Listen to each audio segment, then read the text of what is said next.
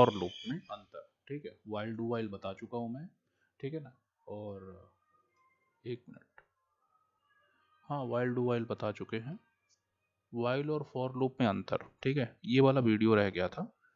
ठीक है, तो एक और पार्ट जा रहा है, इस पार्ट को भी एक बार में देखो नहीं समझ में आएगा। ठीक है, आपको 2 बार 3 बार 4 बार इस वीडियो को देखना पड़ेगा यार, 10 मिनट की वीडियो है, जितनी बार देख सकते हो देख लो, ठीक है ना।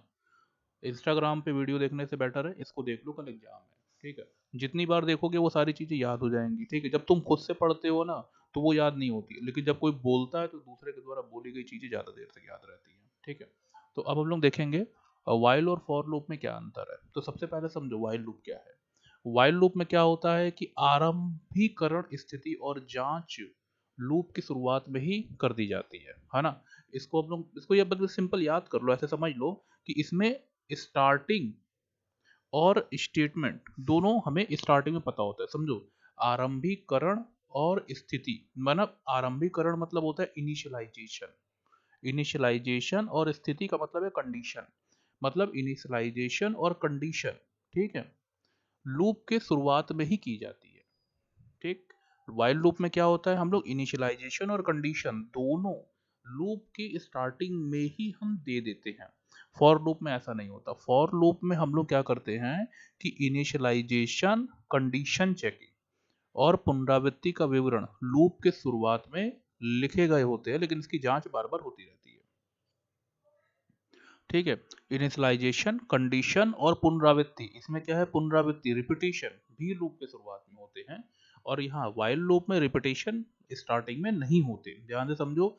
वाइल लूप में इनिशियलाइजेशन, इनिशियलाइजेशन, कंडीशन चेकिंग ही लूप के स्टार्टिंग में होता है, लेकिन फॉर लूप में इनिशियलाइजेशन, कंडीशन चेकिंग और रिपीटिशन ये तीनों स्टार्टिंग में ही होते हैं। फिर से समझो बात को, वाइल लूप में इनिशियलाइजेशन, कंडीशन चेकिंग लूप के शुरुआत में होती है। फॉर लूप में इनिशियलाइजेशन, कंडीशन चेकिंग और रिपीटिशन मतलब पुनरावृत्ति, ये तीनों लूप के शुरुआत में रहते हैं। वाइल लूप में दो ही चीज स्टार्टिंग में होती है, फॉर लूप में तीनों चीज स्टार्टिंग में होती है। कौन कौन सी तीन चीज, इनिशियलाइजेशन, कंडीशन चेकिंग और रिपीटिशन। वाइल लूप में इनिशियलाइजेशन, कंडीशन चेकिंग ही दो ही चीज लूप के स्टार्टिंग में रहती है। दूसरा जो है इन दोनों में अंतर ये देखेंगे, इसका उपयोग केवल तभी किया जाता है जब पुनरावृत्ति की संख्या ज्ञात ना हो, है ना। जब पुनरावृत्ति की संख्या ज्ञात ना, जब रिपीटेशन का संख्या ज्ञात नहीं होगा तभी हम इसका उपयोग करते हैं। रिपीटेशन की संख्या ज्ञात नहीं होता है तभी हम क्या करते हैं, इसका उपयोग करते हैं। ठीक है, इसका उपयोग तब करते हैं जब रिपीटेशन की संख्या पहले से ज्ञात हो। वाइल लूप में हमें रिपीटेशन की संख्या ज्ञात नहीं होता, मतलब लूप को कितनी बार चलाना है, ठीक है, ये वाइल लूप में नहीं पता होता। ठीक है, लेकिन फॉर लूप में क्या है, फॉर लूप में हमें पता होता है कि हमको लूप कितनी बार चलाना है। ठीक, तो पहला अंतर हमने देखा कि वाइल लूप में इनिशियलाइजेशन, कंडीशन चेकिंग दोनों स्टार्टिंग में होता है, फॉर लूप में इनिशियलाइजेशन, कंडीशन चेकिंग और रिपीटिशन ये तीन चीज स्टार्टिंग में होती है। फॉर लूप में हमें पता होता है कि लूप को कितनी बार चलाना है, रिपीटिशन कितनी बार करना है, लेकिन for loop sorry while loop में हमको पता होता है कि लूप को कितनी बार चलाना, वाइल लूप में हमें पता नहीं होता, सॉरी वाइल लूप में हमें पता नहीं होता कि हमें लूप को कितनी बार चलाना है, लेकिन फॉर लूप में हमें पता होता है कि लूप को हमें कितनी बार चलाना है, मतलब रिपीटिशन कितनी बार होनी है। ठीक है, इसके बाद यदि लूप की स्थिति में उल्लेख नहीं किया गया हो, ठीक है, मतलब अगर इसमें वाइल नहीं लगा हो तो इसके परिणाम स्वरूप संकलन त्रुटि होती है। वाइल लूप में अगर वाइल न लगा हो, अगर वाइल लूप में अगर वाइल के जगह पे हम कोई गलत स्पेलिंग लिख देंगे तो एरर बताएगा। और अगर फॉर लूप में उल्लेखित नहीं किया गया हो, ठीक है, तो लूप क्या होता है, अनंत बार पुनरावृत्ति होती रहती है। समझो बात को, वाइल में अगर हमने वाइल का कंडीशन नहीं लिखा है, वाइल में अगर हम वाइल का कंडीशन नहीं लिखे हैं तो एरर दिखाएगा। फॉर लूप में अगर हम कंडीशन नहीं लिखेंगे तो लूप अनंत बार चलता रहेगा, मतलब उसको एक बार स्टार्ट हो जाएगा तो वो फिर एंड नहीं होगा, वो कंप्यूटर हैंग हो जाएगा। ठीक है ना। वाइल लूप में अगर हम कंडीशन नहीं देंगे, थर्ड वाला यही है, वाइल लूप में अगर हम कंडीशन नहीं देंगे, ठीक है, तो लूप क्या होगा, एरर बताएगा। ठीक है, लूप में एरर होगा। लेकिन फॉर लूप में अगर आप कंडीशन नहीं देंगे तो वो इनफाइनाइट लूप हो जाएगा। ठीक है ना। फॉर लूप इसमें वाइल लूप में फिर देखते हैं, यदि इनिशियलाइजेशन तब किया गया जाता है, ठीक है, जब स्थिति की जांच की जा रही हो तो हर बार लूप को पुनरावृत्त करने पर इनिशियलाइजेशन होता रहता है।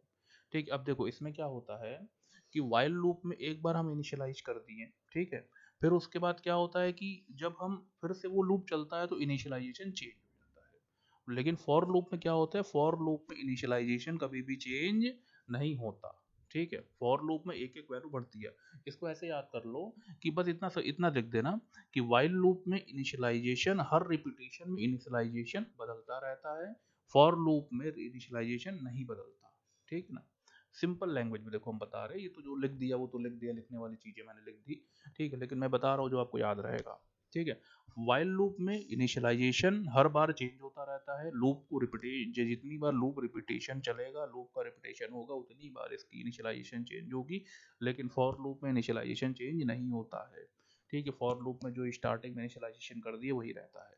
ठीक है, वाइल लूप में रिपीटेशन मतलब जो पुनरावृत्ति विवरण लूप के अंदर किसी भी बिंदु पर लिखा जा सकता है, लेकिन फॉर लूप में जो इनिशियलाइजेशन है वो स्टार्टिंग में ही लिखते हैं।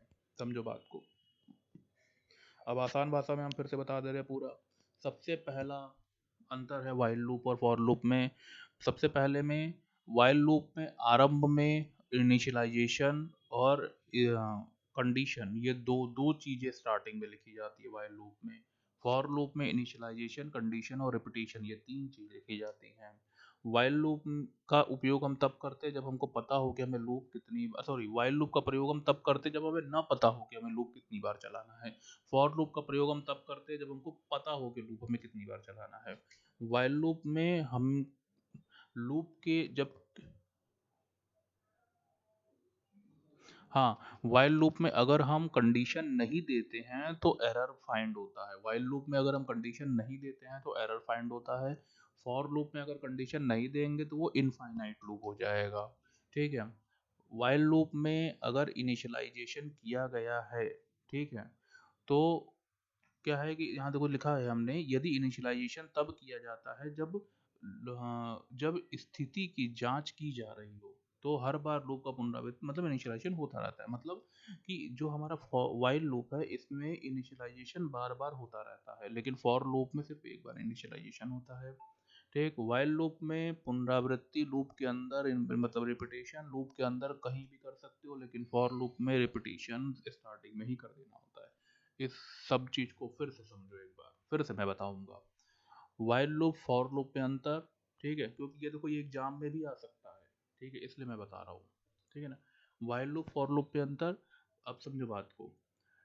वाइल लूप में क्या करते हैं, स्टार्टिंग में ही इनिशियलाइजेशन और कंडीशन दोनों लिख देते हैं, और फॉर लूप में स्टार्टिंग में इनिशियलाइजेशन, कंडीशन और रिपीटेशन तीनों चीज लिखते हैं। वाइल लूप में इसका उपयोग तब करते हैं जब हमको पता हो कि लूप को कितनी बार चलाना है, सॉरी, वाइल लूप में वाइल लूप का प्रयोग तब करते हैं जब हमें ना पता हो लूप कितनी बार चलना है। फॉर लूप का प्रयोग तब करते हैं जब हमें पता हो लूप कितनी बार चलना है। ठीक है ना, अब आगे देखो। अगर हम वाइल लूप में कंडीशन को नहीं देते हैं तो एरर दिखेगा। फॉर लूप में कंडीशन को नहीं दोगे तो लूप इनफाइनाइट में चला जाएगा। ठीक है ना, वाइल लूप में हम कंडीशन बीच में कहीं भी दे सकते हैं, लेकिन फॉर लूप में जो रिपीटेशन वाली कंडीशन है वो सबसे स्टार्टिंग में ही हमको देना होता है। ठीक है, तो बस इतना ही है। ठीक है, इसके आगे हम लोग चलते हैं नेक्स्ट क्वेश्चन पे। इसमें अगर ये ना समझ में आए ना तो हमको व्हाट्सएप पर लिख के भेजना, मैं फिर से बताऊंगा। ठीक है, और सभी लोग वीडियो को लाइक शेयर सब्सक्राइब जरूर करो। नेक्स्ट क्वेश्चन है ब्रेक और कंटिन्यू में अंतर। ठीक है, तो देखो ब्रेक और कंटिन्यू हमने पढ़ाया है, इसे प्रोग्राम भी कराया है। ठीक है, अब समझो ब्रेक और कंटिन्यू में क्या है। ब्रेक स्टेटमेंट का उपयोग लूप संरचनाओं से बाहर निकलने के लिए किया जाता है। कंटिन्यू मतलब जो जारी रखे लिखा हुआ है ना, उसका मतलब है कंटिन्यू। ठीक है ना, कंटिन्यू स्टेटमेंट का उपयोग लूप संरचनाओं से बाहर निकलने के लिए नहीं किया जाता। ध्यान से समझो, ब्रेक का प्रयोग लूप से बाहर निकलने के लिए किया जाता है, कंटिन्यू का प्रयोग लूप से बाहर निकलने के लिए नहीं किया जाता। ब्रेक स्टेटमेंट का प्रयोग स्विच के साथ किया जाता है, कंटिन्यू का प्रयोग स्विच के साथ नहीं किया जाता। ठीक, ब्रेक का प्रयोग while loop, do while loop या फॉर लूप के भीतर किया जा सकता है। कंटिन्यू का प्रयोग इस, ठीक है, while loop, do while loop या फॉर लूप के भीतर किया जा सकता है। ठीक है ना, ये दोनों दोनों में कर सकते हो, कोई वो नहीं है। आगे हम देखेंगे ब्रेक में, ब्रेक स्टेटमेंट स्विच और लेबल स्टेटमेंट का प्रयोग करता है। कंटिन्यू यह स्विच और लेबल का